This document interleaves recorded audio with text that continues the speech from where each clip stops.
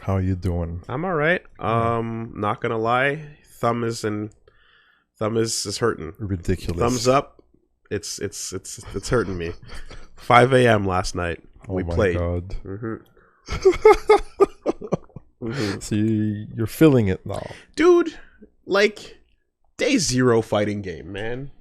Oh, Like it's never pretty. into my veins, into my veins. Come on, look. Usually, right? Usually, we would be at a local till buses stopped running, Yep. and we would be taking rides to get home because we were running sets on the new game, right? Figuring out tech, seeing what's going on, calling out Renee for his bullshit. You know what it is, right? Like it would be day one all up in this game forever. But right now it's online and it's a limited Yeah. time, it's a beta. So we're gonna be just doing these fucking real degenerate hours from home. I streamed the first session, and That was good. people got to see the initial pickup there, and yeah, I kept going, and once I was not facing some really harsh misunderstandings about the character, um, in terms of my own like how to execute with him and where Yeah. he has to be and things like that. Like once I was able to like get a bit more wind on it and understand it a little bit more, like I was able to do a lot better last night. Okay. So like I can feel it coming together. I'm aware of like the limitations now, and he feels really fun when you get it going, but you have to know how to get it going, and you have to know what you cannot do.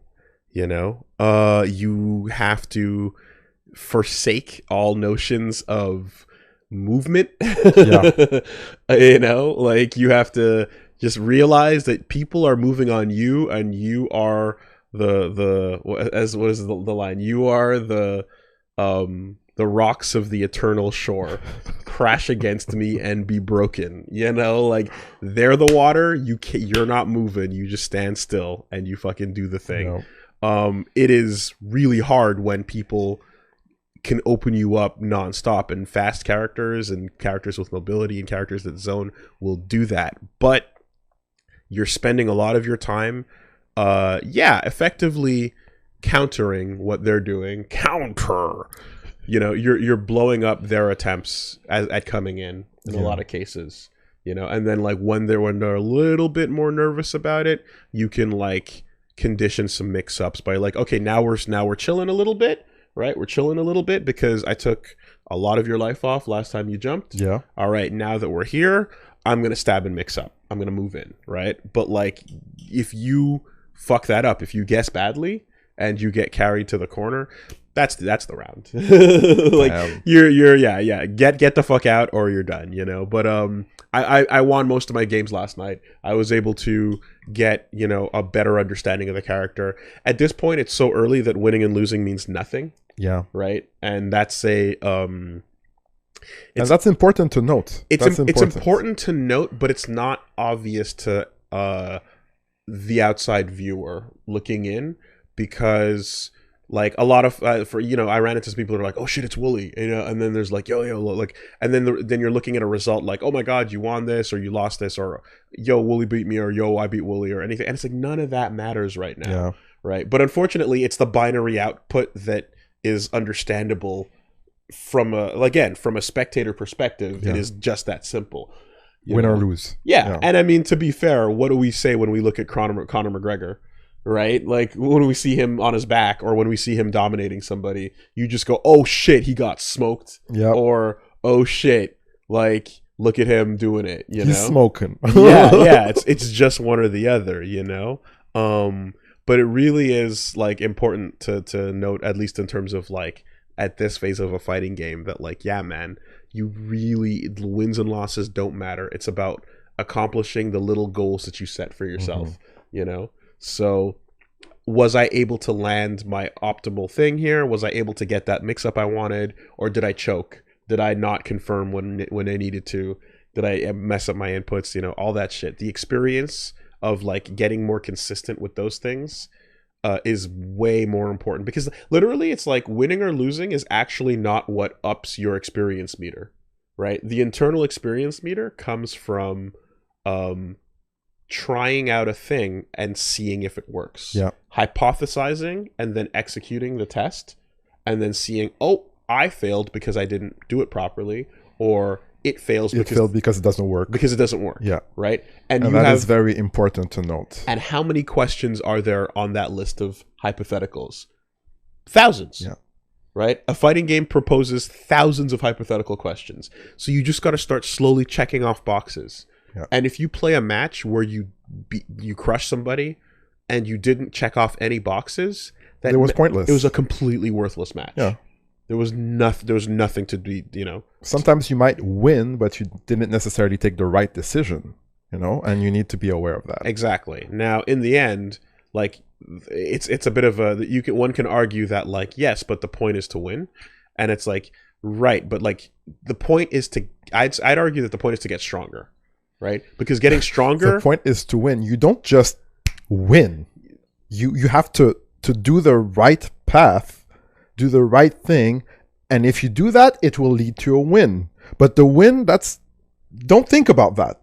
Do the work, Yeah, I would say more along the lines of, like, if you do the work at first, you will win more later. Yeah, if you exactly. don't do the work at first, you will win less later and you will be stuck, right? If you don't want to head into a pattern where you get stuck, and this is, we call it like online tactics, right? Online play is where people that kind of, they go for things that let them win that are not quote unquote real. And then when you end up like facing like legitimate players that like know, they're like, that's not real. What else you got? Real. What else you got? You don't have anything because most people didn't know about that, right? So like testing what's real and making sure it is real is so important, because like, everyone's going to spend time and they're eventually going to get better at what they're doing, but you want to make sure that what you're doing is like legitimate, because you will then eventually hit a wall of like, you get all these wins at first, and then you start losing and losing and losing, and you never bring it back. Damn. You never bring it back, right? Because you didn't show your work. So dubs and L's this early in the game do not matter. Check your boxes, make sure you know what works against what, make sure you know how to challenge something. If you get like almost double perfected, right? But in that match, you learned that like, oh, if somebody does this, I can just throw them. It's not a real string, or I can call out this thing here, and you get just that information. Worth it. Yeah, all the time. You leveled up. And this might, like, I think that like people who have kind of taken the journey eventually kind of understand this. Fairly. You understand this at some point during the game of preference, but like I do need to. I feel like repeat it as much as I can to different folks, especially at a time like now when a lot of people are paying attention to Strive, so that when you face this yourself, you don't like get disheartened, right? Because you see a whole bunch of losses and you go, well, that was pointless. I got nothing. Yeah. It's like, no, you got a lot from those losses, right? It's just unfortunately like what you're learning from them is what matters more. And one day, someday, maybe there will be a way to like gamify that. There will be a way to let people know that like, hey, you lost, but like this is the lessons to take away from that match. Yeah. What did you learn from that match? You learned this, you learned this, you learned this, like it's almost as if like when you like so in Exerd, right, Rev 2, there was a list of like character specific matchup things you can learn, which is like, oh, when Saul does this, you can do that. Yes, in the tutorial. Right? In the tutorials, right? If you figure that out organically in a matchup, then you can just check that off and say, oh, I already know that. And like you play the game until eventually you start knowing a bunch of those things, and like, it would be nice if there's a way for the game to kind of like, I've talked about this in the past, like, like let you know literally a couple of those those little tidbits that you're supposed to take from that loss. But if you're just looking at a series of L and you just go like, well, I got nowhere on that, then it doesn't feel as good, you know. So it's important to sort of teach these lessons now. Guilty Gear's on my mind, so that's where my brain is going. I am thinking about it too, to be honest. Like, Right on. we're doing this, but I'm like, feeling guilty. Yeah. Virtual coach would be a nice bonus. Yeah, it would. There's a couple games that have tried things, but I think if I had a crack at it, like I would go to the extra degree of like making sure that every time you lose or you win, the information that you should like absorb is like given, pushed on screen, and it's like, here's a tip that you experienced. It's not just a loading screen telling you some shit, So